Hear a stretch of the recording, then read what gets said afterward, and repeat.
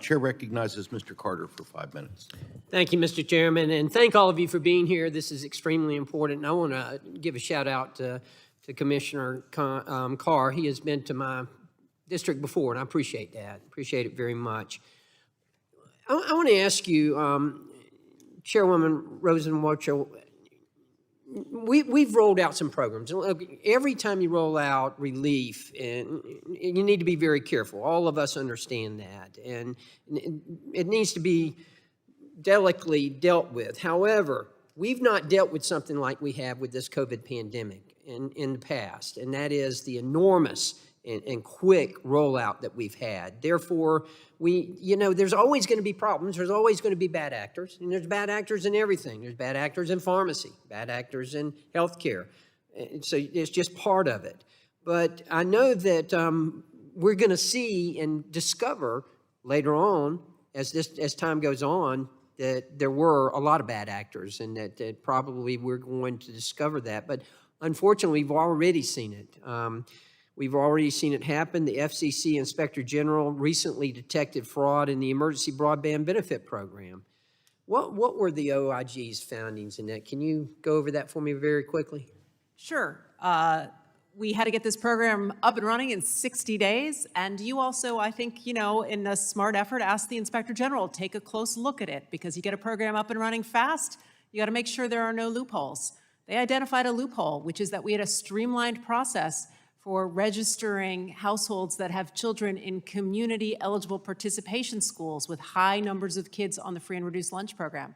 And immediately upon learning that, we shut down our portal for collecting those applications. We added additional documentation. We referred bad actors to our enforcement bureau.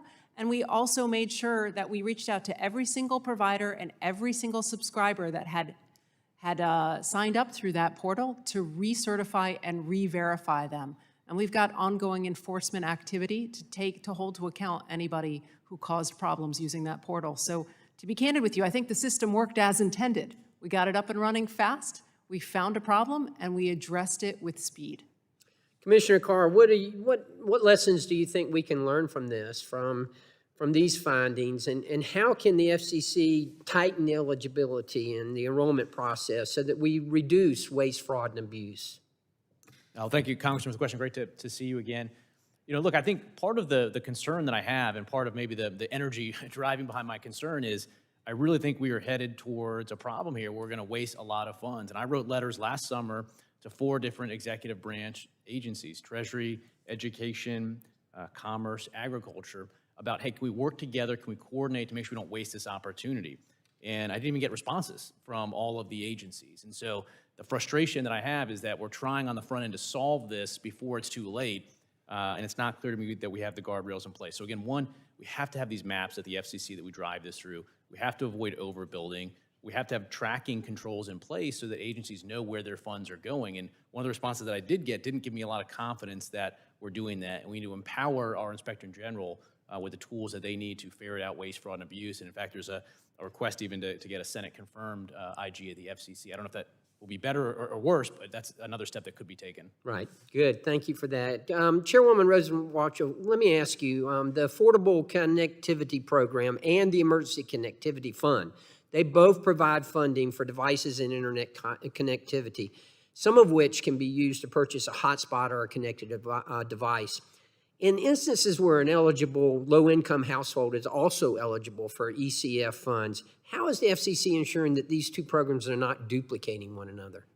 We actually have rules in place to prevent that from taking place. So we developed the ECF program to make sure that we check on that during our enrollment process to prevent just what you're describing. So you're pretty confident that that's not going to happen? We have rules in place. We will monitor it over time. I understand what you're saying. We don't have infinite resources. We want to reach as many people as possible with these programs. And that's why we have a rule to that effect. But it's something we'll certainly monitor over time for the reasons you describe. Good. Commissioner Carr, I wanted to end with this. Even before the pandemic, the broadband providers had programs to assist low-income customers get or stay connected to the internet. Since then, these programs have expanded, they've improved service, and they've become more widely available, which is good. Combined with federal subsidies, many service plans are free to consumers, yet we still see people who are not adopting these services. Going forward, we need to examine the impact these federal programs like the Affordable Connectivity Program and Lifeline have on adoption rates to determine if they continue to be necessary. So I hope that you all will pay close attention to that as well. Thank you, Mr. Chairman, and I'll yield back. Gentleman yields back. Chair recognizes Ms. Dingle for 5 minutes. Thank you, Mr. Chairman. Thanks for having this hearing, and I'm going to cut to the